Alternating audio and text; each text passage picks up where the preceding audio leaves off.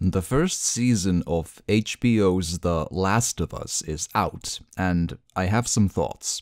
In short, it's excellent drama with great writing, godlike acting, and it has some inspired ideas on where to make changes to the source material and where to lift lines and scenes verbatim from the game in order to not try and reinvent the perfect wheel. It really is amazing how much good there really is. However, there is one area where the show falters in my humble personal opinion, and that is the overall feel of the world, and more specifically, the world lacks the weight of the cordyceps infection on it.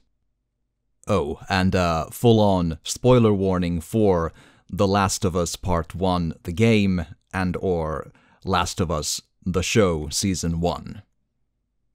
Of course, the main point of The Last of Us is not the zombies as such. It's a story about loss, trauma, Joel's journey to accepting Ellie as her surrogate daughter, and about how that informs his divisive choice at the end of the first game or at the end of the first season. The fungal infection is more just the setting in which all this takes place.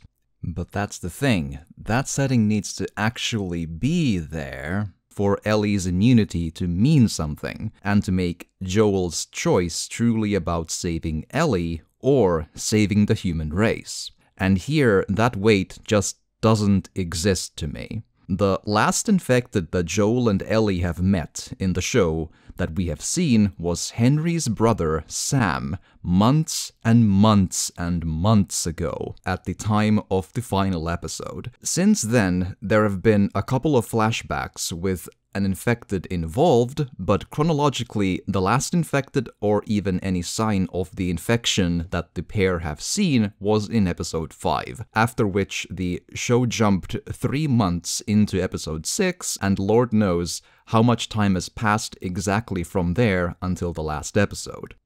This creates an atmosphere where there is zero feel of a weight of the infection on the world or on humanity, removing all urgency from the supposed cure that could be synthesized from Ellie. Does the world really need a cure? A cure for a thing that may have crumbled the civilization 20 years ago, but now it's more of a memory of a disease that still has a couple of individual hotspots in a city or two. It feels in effect that the world is not currently actively under the weight of the infection. Not really.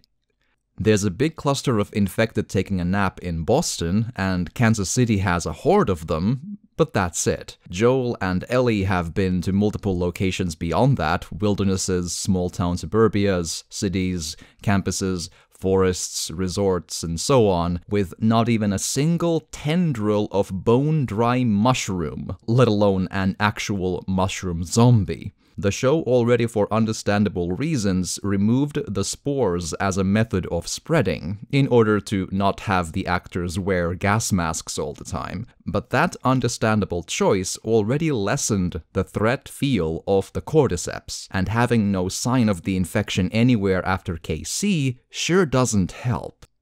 In the game, the weight of the infected is constant. You feel like humanity could truly one day soon become fully extinct due to how relentless the cordyceps pandemic is, so the choice feels heavy.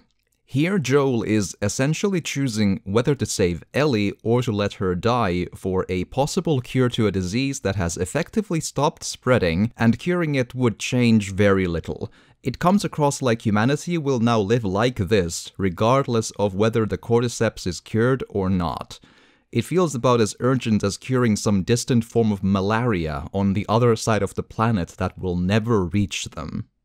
This seems like a symptom of what happens when the showrunners adapted the game into a show and made some choices that seemed sensible at the time. They seem to have avoided having too many zombie action scenes involving the main characters to keep their strength levels more grounded. And they didn't want to add hordes of infected nearby the areas where people had settled, because they then felt that having those characters staying there would make less sense for the settlement or group in question because it would be too dangerous.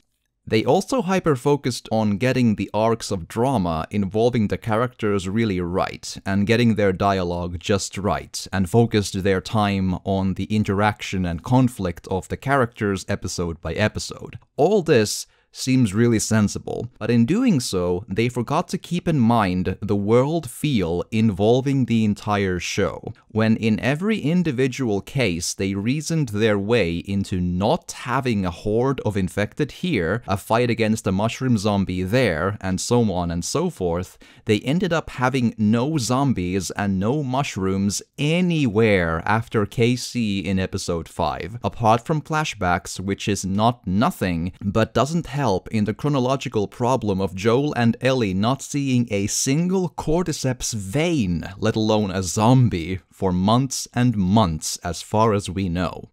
What I think they should have done is at least add more dead infected like the one Tess and Joel see stuck to a wall in Boston, perhaps add some fungal veins in the walls. You could even get creative in having some really messed up visuals with that, like having only the upper or lower half of a person on a wall with mushroom veins growing from everywhere there. Maybe they could find a dead infected lying on a bed with mushrooms growing everywhere from their body, and having a window open above them to keep in with the window theme of the show and game. You could sprinkle the infection into the show without having to add time-consuming action set pieces if they didn't want to go down that route. They could add emotional or harrowing quiet visuals that just add the infection's weight upon the world these characters exist in. And speaking of veins and cordyceps, they went through all the trouble of adding this mechanic of a hive mind alert system that communicates the location of people to hordes of infected, and they use it once when Tess dies.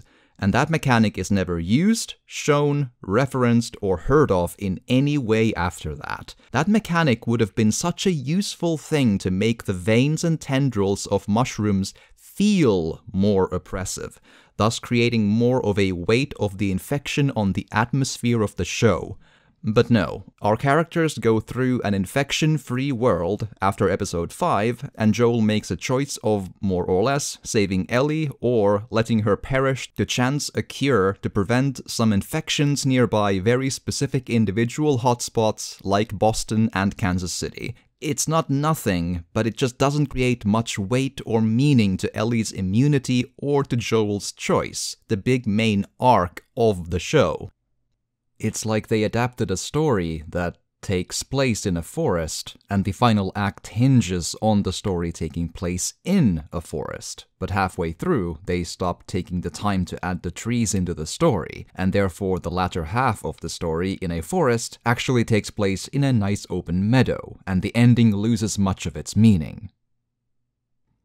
Even the amazing opening credits kind of look odd, since the graphics are fully created by the cordyceps spreading, and not even a single shred of that is present in the second half of the show. So this criticism is not about there needing to absolutely be more mindless action with zombies or whatever.